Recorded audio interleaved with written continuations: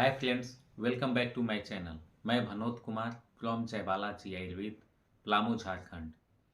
दोस्तों, आज के समय में एक कॉमन समस्या बनती जा रही है, भोजन का पचना। आपका भोजन पचता है या सड़ता है? ये दोनों में अंतर है। सड़ना एक अलग चीज़ है, पचना एक अलग चीज़ है। सड़ना किसी तरह भोजन पच जाए और बाहर निकल जाए, लेकिन पचने की बात यह है कि ठीक से जब भोजन पचता है तो भोजन में मौजूद मिनरल्स, विटामिन्स हमारे बॉडी में ऑब्जर्व होते हैं। बॉडी की स्टेमिना बढ़ती है, हमारा बॉडी ग्रोथ होता है, ऊर्जा मिलती है, बॉडी को भरपूर न्यूट्रिशन मिलता है। तो ऐसे में आपको समझनी है कि आपका भोजन पचता है या सड़ता है।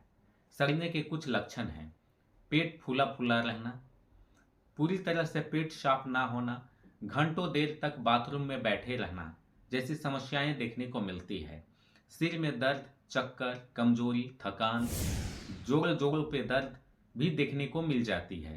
त्वचा के रोग भी भोजन को ठीक से ना पचने के कारण होता है। बॉडी में टॉक्सिन लेवल बढ़ने लगता है, जिसकी वजह से हमारा शरीर में टॉक्सिन लेवल बढ़ने से स्किन पर उसकी एलर्जी देखी जाती है, इन्फेक्शन देखे जाते हैं, खुजली, दिनाय, एक्जिमा, सोराइसिस जैसी बीमारियों का जन्म होता है, आरंभ होता है। ऐसे में एक जरूरत है स्वस्थ रहने के लिए, हेल्दी रहने के लिए भोजन को सुपाच्य बनाना और रहना। आज हम ऐसे नुस्खे के विषय में बात करेंगे जो आपके भोजन को पूरी तरह से पचाएंगे और भोजन में मौजूद विटामिन, मिनरल्स को निकालकर आपके बॉडी में ऑब्जर्व कराएंगे और आपकी बॉडी ऊर्जावान रहेगी, हेल्दी रहेगी। तो चलिए बिना देर के शुरू करते हैं। हमारे चैनल पर अगर पहली बार हैं, सब्सक्राइब करें, लाइक कमेंट करें। दोस्तों, बहुत ऐसे लोग होते हैं भोजन को सही ढंग से करना नहीं जानते हैं। ऐसे में आपको चाहिए कि भोजन को एक निश्चित समय पर करें। निश्चित समय पर करने से आपके शरीर में ऊर्जा बनी रहेगी। खाने को अनटाइमली खाने के बाद आपके शरीर में ऊर्जा नहीं बन पाएगी, पेट खाली रहेगा। ज़्यादा खाली अगर पेट रहता है, लिवर आपका रहता है, तो उसमें गैस बनेंगे, इरिटेबल बॉयल सिंड्रोम की स्थिति पैदा होगी, कब्ज की समस्याएं पैदा होगी और साथ ही साथ पाइल्स, बवासीर भी देखने को मिल जाएंगे।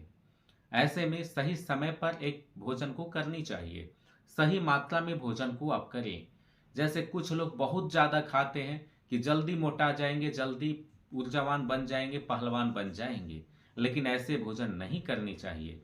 भोजन आपकी जितना ज़रूरत है उससे थोड़ा सा कम खाएं। हम लोग जो भोजन को करते हैं तो उसमें भोजन हिलने डुलने में, भोजन पचने में आसानी होती है। भोजन को चबा चबा करके खाएं।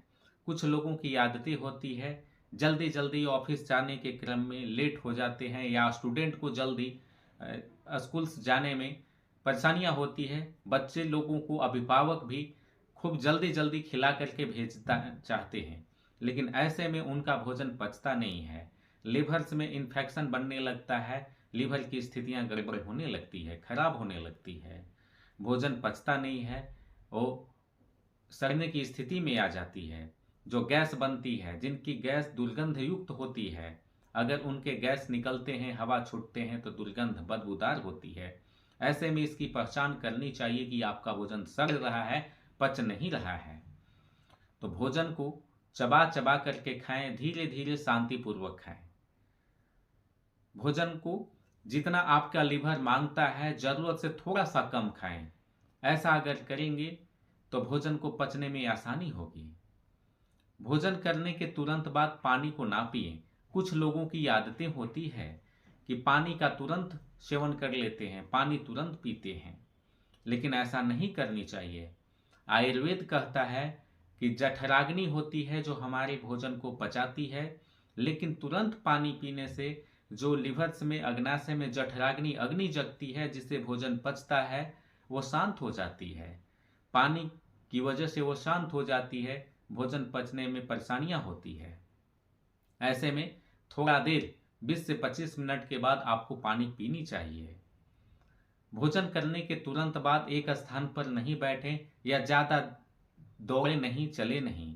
हाँ, धीरे धीरे 10 मिनट वॉकिंग करें ताकि आपका भोजन एक जगह से दूसरे जगह आपस में मिल जाए और हमारा लिवर आसानी से उसे पचा सके। दोस्तों, आजकल एक फैशन बन चुका है शादियों ब्याह में जाना, नहीं जाने पर नाराज हो जाते हैं मित्र दोस्त रिश्तेदार।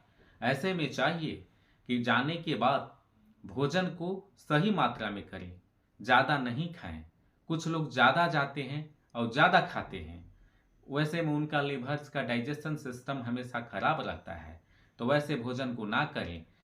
दोस्तों, खाने का एक रूटीन बनाएं, सही टाइम पर खाएं।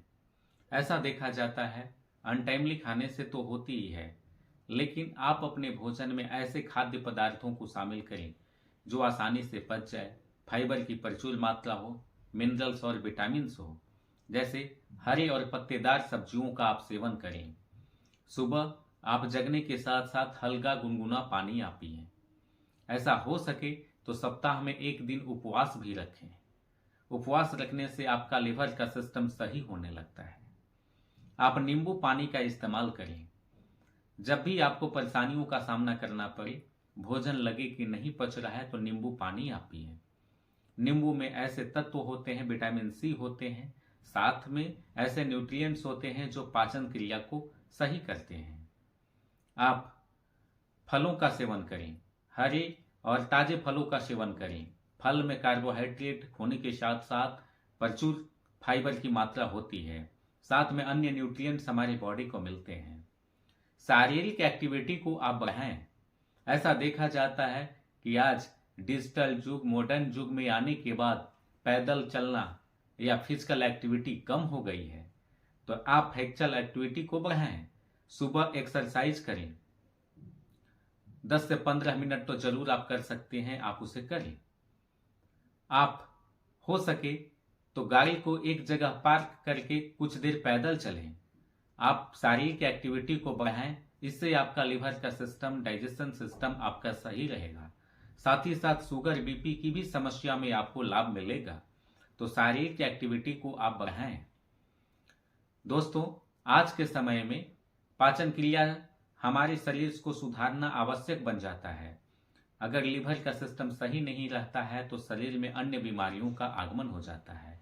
पूरी लिवर हमारे शरीर का वैसा महत्वपूर्ण अंग है जिससे हमारे शरीर को ऊर्जा मिलती है।